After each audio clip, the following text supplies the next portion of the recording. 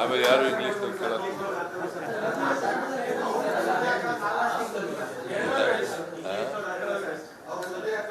ಆಯ್ತಪ್ಪ, ಕನ್ನಡದಲ್ಲೇ ಹೇಳ್ತೀನಿ ನಾನು.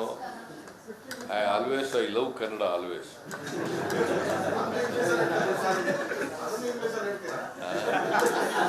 ನಿಮ್ಗೆ ಅರ್ಥ ಆಗದೆ ಆ ಭಾಷೆಯಲ್ಲ, ಏನು ಮಾಡೋದು? ನಿಮಗೆ ಅರ್ಥ ಆಗೋದಿಲ್ಲ ಈಗ. ಓಕೆ, ಕನ್ನಡದಲ್ಲಿ ಹೇಳ್ತೀನಿ. 32ನೇ ವಿಧಿ ರಿಟ್ ಪಿಟಿಷನ್ಗೆ ಅವಕಾಶ ಕೊಟ್ಟಿರ್ತಕ್ಕಂಥ ವಿಧಿ ಅದು ಸಂವಿಧಾನದಲ್ಲಿ. It's a heart and soul of the constitution. Article 32 it's a heart and soul of the constitution. Okay, ಅದಕ್ಕೆ ಮೆಂಡೆಮಸ್ ಕೊಡಬೇಕು ಅಂತೇಳಿ ಡೈರೆಕ್ಷನ್ ಕೊಡಬೇಕು ಗೌರ್ಮೆಂಟ್ ಆಫ್ ಇಂಡಿಯಾಕ್ಕೆ ಅಂತೇಳಿ ನಾವು ಒಂದು ಪಿಟಿಷನನ್ನು ಸುಪ್ರೀಂ ಕೋರ್ಟ್ ಮುಂದೆ ಹಾಕಿದ್ದೀವಿ. ಇವತ್ತು ಸುಪ್ರೀಂ ಕೋರ್ಟ್ ಮುಂದೆ ಹಾಕಿದ್ದೀವಿ. ಸುಪ್ರೀಂ ಕೋರ್ಟ್ಗೆ ರಜಾ ಇರೋದ್ರಿಂದ ಅದು ಇಮಿಡಿಯೇಟಾಗಿ ಅದನ್ನು ಮೆನ್ಷನ್ ಮಾಡೋಕ್ಕಾಗಲಿಲ್ಲ, ತಗೊಳಕ್ಕೂ ಆಗಲಿಲ್ಲ. ಸೊ ಒಂದು ವಾರ ರಜಾ ಇದೆ, ಅದಾದಮೇಲೆ ಕೂಡಲೇ ತಗೊಳ್ತಾರೆ ಅಂತೇಳಿ ನಮಗಿರ್ತಕ್ಕಂಥ ಮಾಹಿತಿ. ನಿಮಗೆಲ್ಲ ಗೊತ್ತಿದೆ, ದೇಶದಲ್ಲಿ ಒಂದು ಡಿಸಾಸ್ಟರ್ ಮ್ಯಾನೇಜ್ಮೆಂಟ್ ಆ್ಯಕ್ಟ್ 2005 ಇದೆ. ಅದು ಪಾರ್ಲಿಮೆಂಟಲ್ಲಿ ಪಾಸ್ ಆಗಿರ್ತಕ್ಕಂಥ ಆ್ಯಕ್ಟು. ಇಟ್ ಇಸ್ ಕೇಂದ್ರ ಸರ್ಕಾರದ ಕಾಯ್ದೆ. ಈ ಬರಗಾಲ ಬಂದಾಗ ಮತ್ತು ಇದು ಆದಾಗ ಅತಿವೃಷ್ಟಿ ಆದಾಗ ಅಂಥ ಸಂದರ್ಭಗಳಲ್ಲಿ ಕೇಂದ್ರ ಸರ್ಕಾರ ಮತ್ತು ರಾಜ್ಯ ಸರ್ಕಾರಗಳೆರಡೂ ಕೂಡ ಜನರ ಕಷ್ಟಗಳಿಗೆ ಸ್ಪಂದಿಸಬೇಕು ಅನ್ನೋ ಕಾರಣಕ್ಕೋಸ್ಕರವಾಗಿ ಈ ಕಾನೂನನ್ನು ಮಾಡಿರ್ತಕ್ಕಂಥ ಡಿಸಾಸ್ಟರ್ ಮ್ಯಾನೇಜ್ಮೆಂಟ್ ಆ್ಯಕ್ಟ್ 2005. ಈಗ SDRF ಅಂತ ಇದೆ, NDRF ಅಂತ ಇದೆ. SDRF ಅಂತಂದರೆ state disaster management, disaster response fund. State disaster response fund. NDRF ಅಂತಂದರೆ ನ್ಯಾಷನಲ್ ಡಿಸಾಸ್ಟರ್ ರೆಸ್ಪಾನ್ಸ್ ಫಂಡ್.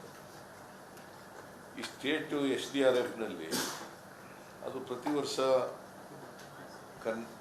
ಪ್ರತಿ ರಾಜ್ಯಗಳಿಗೂ ಕೂಡ ಎಷ್ಟು ದುಡ್ಡು ಇರಬೇಕು ಅಂತಕ್ಕಂಥದ್ದನ್ನು ನಿಗದಿ ಮಾಡ್ತದೆ.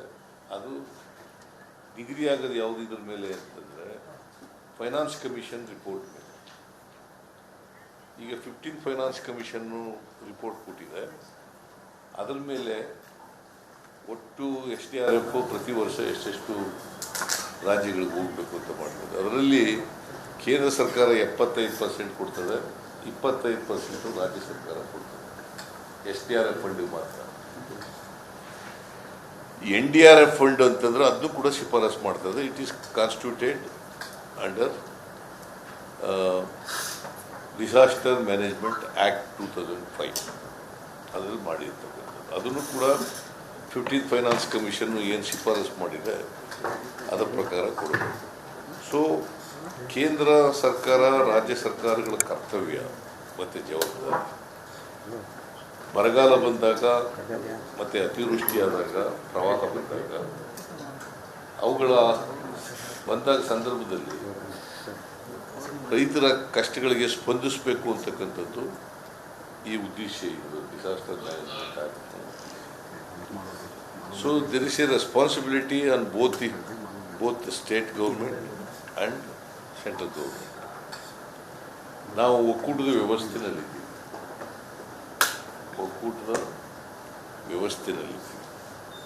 ಒಕ್ಕೂಟದ ವ್ಯವಸ್ಥೆನಲ್ಲಿರೋದ್ರಿಂದ ನಾವು 5 ವರ್ಷಕ್ಕೊಂದ್ಸರಿ ಫೈನಾನ್ಸ್ ಕಮಿಷನ್ನು ಕಾನ್ಸ್ಟಿಟ್ಯೂಟ್ ಆಗುತ್ತೆ. ಅವರು ಎಲ್ಲ ರಾಜ್ಯಗಳಿಗೂ ಅಭಿಪ್ರಾಯ ಕೇಳಿ ಒಂದು ವರದಿಯನ್ನು ಕೊಡ್ತಾರೆ. ಅವರು ವರದಿ ಪ್ರಕಾರ ಸ್ಟೇಟ್ SDRF, NDRF ನಿಗದಿ ಆಯಿತು. ಕರ್ನಾಟಕದಲ್ಲಿ ನಿಮಗೆಲ್ಲ ಗೊತ್ತಿದೆ, ಈ ಸಾರಿ 240 ತಾಲೂಕುಗಳಲ್ಲಿ 223 ತಾಲೂಕುಗಳನ್ನ ಬರಗಾಲ ಅಂತ ಡಿಕ್ಲೇರ್ ಮಾಡಿದ್ರು. 223 ತಾಲೂಕುಗಳು ಬರಗಾಲ ಅಂತ ಡಿಕ್ಲೇರ್ ಮಾಡಿದ್ದೀವಿ. ಅದರಲ್ಲಿ 196 ತಾಲೂಕುಗಳು ತೀವ್ರ ಬರಗಾಲ, ಇನ್ನು 27 ತಾಲೂಕುಗಳಲ್ಲಿ ಮಾಡರೇಟ್ ಬರಗಾಲ ಇದೆ. ಇದನ್ನ ಜೂನ್ನಿಂದ ಸೆಪ್ಟೆಂಬರ್ವರೆಗೂ, ಅಕ್ಟೋಬರ್ವರೆಗೂ ಅವರ ಈ ಮಾನದಂಡಗಳಿದಾವಲ್ಲ, ಅದರ ಮೇಲೆ ಆಧಾರದ ಮೇಲೆ ಇದನ್ನು ತೀರ್ಮಾನ ಮಾಡೋದು. ಸೊ 4 ಸಾರಿ ನಾವು ಇದನ್ನು ಮೌಲ್ಯಮಾಪನ ಮಾಡಿದ್ದೀವಿ. ಸಂಘ ಕ್ಯಾಪ್ಟನ್ ಅರ್ಜುನ್ ಕೊಂದಿದ್ದು ಯಾರು? ಅವ್ರ ನರೇಟಿವ್ ಎಲ್ಲಿಗೆ ತಂದಿಟ್ಟಿದ್ದಾರೆ ಅಂತಂದ್ರೆ ಸಂಪತ್ತನ್ನ ಹಂಚಿಬಿಡೋದು ಅಂತ. ಇದು ಸ್ಟುಡಿಯೋ ಟಿಪ್ಪು ಜಯಂತಿ ಮಾಡಕ್ಕೆ ಅವ್ರಿಗೆ ಖಂಡಿಸಿದ್ರು. Very nice.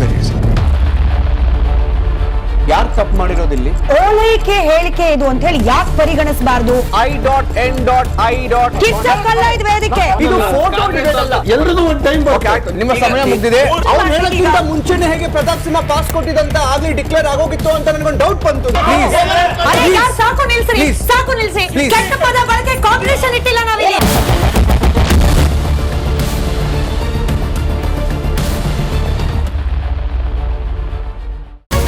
Republic word app ಇದು ಕೇವಲ ಅಪ್ಲಿಕೇಶನ್ ಅಲ್ಲ, ಸಮಗ್ರ ಸುದ್ದಿಗಳ ಸಂಪರ್ಕ ಮಾರ್ಗಕ್ಕೆ ಕ್ರಾಂತಿಕಾರಿ ಬದಲಾವಣೆ.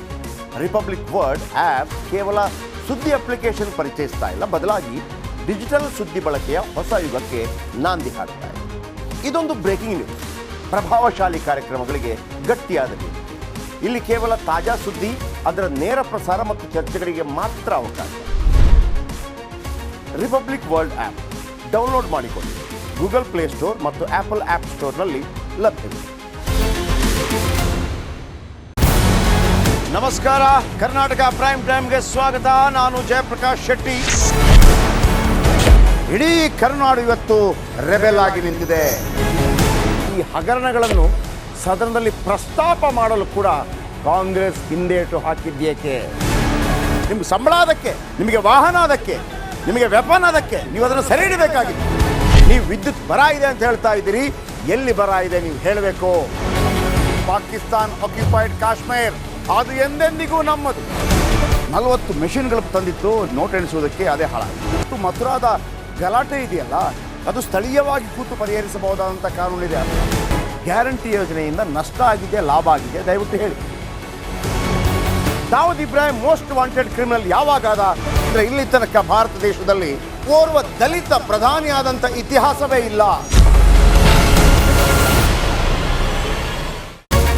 ರಿಪಬ್ಲಿಕ್ ವರ್ಲ್ಡ್ ಆಪ್ ಇದು ಕೇವಲ ಅಪ್ಲಿಕೇಶನ್ ಅಲ್ಲ, ಸಮಗ್ರ ಸುದ್ದಿಗಳ ಸಂಪರ್ಕ ಮಾರ್ಗಕ್ಕೆ ಕ್ರಾಂತಿಕಾರಿ ಬದಲಾವಣೆ. ರಿಪಬ್ಲಿಕ್ ವರ್ಲ್ಡ್ ಆಪ್ ಕೇವಲ ಸುದ್ದಿ ಅಪ್ಲಿಕೇಶನ್ ಅನ್ನ ಪರಿಚಯ ಮಾಡ್ತಾ ಇಲ್ಲ, ಬದಲಾಗಿ ಡಿಜಿಟಲ್ ಸುದ್ದಿ ಬಳಕೆಯ ಹೊಸ ಯುಗಕ್ಕೆ ನಾಂದಿ ಹಾಡ್ತಾ ಇದೆ. ಇದೊಂದು ಬ್ರೇಕಿಂಗ್ ನ್ಯೂಸ್, ಪ್ರಭಾವಶಾಲಿ ಕಾರ್ಯಕ್ರಮಗಳಿಗೆ ಗಟ್ಟಿಯಾದ ವೇದಿಕೆ. ರಿಪಬ್ಲಿಕ್ ವರ್ಲ್ಡ್ ಅಪ್ಲಿಕೇಶನ್ ಈಗ ಲೈವ್ ಆಗಿದೆ.